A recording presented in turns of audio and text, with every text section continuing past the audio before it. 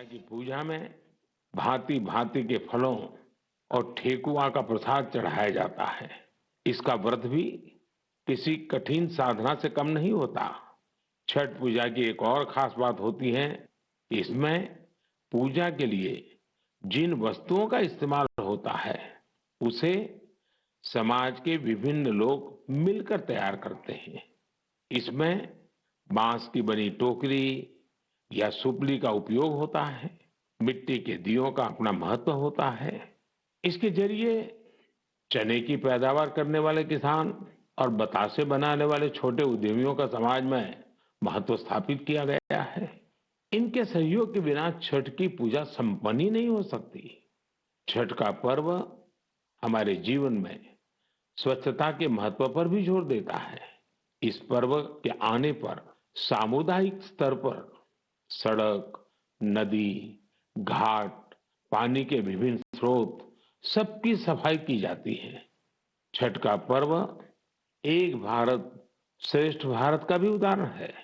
आज बिहार और पूर्वांचल के लोग देश के जिस भी कोने में हैं, वहां धूमधाम से छठ का आयोजन हो रहा है।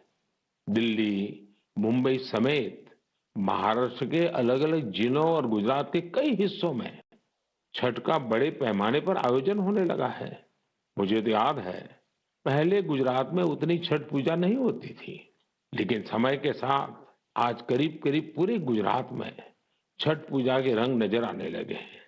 ये देखकर मुझे भी बहुत खुशी होती है। आजकल हम देखते हैं विदेशों से भी छठ पूजा की कितनी भव्य तस्वीरें आती हैं। यानी भारत की समृद्ध विरासत, हमारी आस्था दुनिया के कोने कोने में अपनी पहचान बढ़ा रही है।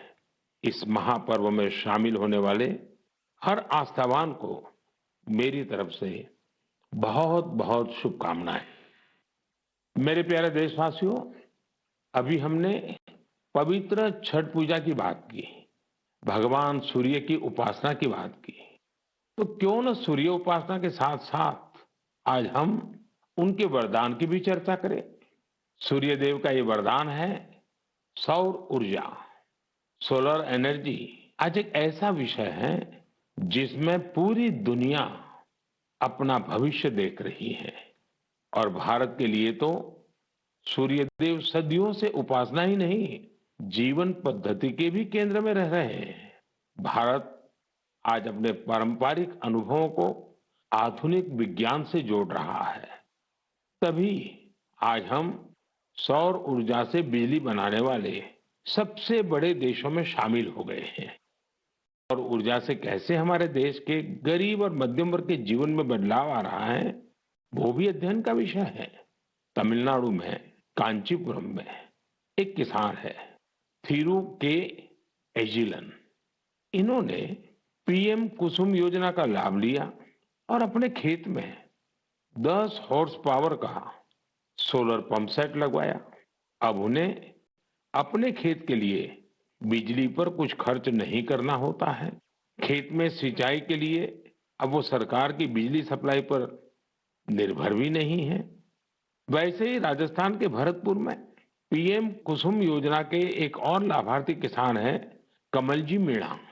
कमल जी ने खेत में सोलर पंप लगाया, जिससे उनकी लागत कम हो गई है। लागत कम हुई तो आमदनी भी बढ़ गई। कमल जी सोलार बिजली से दूसरे कई छोटे उद्योगों को भी जोड़ रहे हैं। उनके इलाके में लकड़ी का काम है, गाय के गोबर से बनने वाले उत्पाद हैं, इनमें भी सोलर बिजली का इस्तेमाल हो रहा है। वो 10-12 लोगों को रोजगार भी दे रहे हैं। यानी कुसुम योजना से कमल जी ने जो शुरुआत की, उसकी महक कितने ही लोगों तक पहुंचने लगी है। साथियों, क्या आप कभी कल्पना कर सकते हैं कि आप महीने भर बिजली का उपयोग करें और आपका बिजली बिल आने के बजाय आपको बिजली के पैसे मिले? सौर ऊर्जा ने ये भी कर दिखाया है। आपने कुछ दिन पहले देश के पहले सूर्यग्राम गुजरात के मोढेरा की खूब चर्चा सुनी होगी। मोढेरा सूर्यग्राम के ज्यादातर घर सोलर पावर से बिजली पैदा करने लगे हैं। अब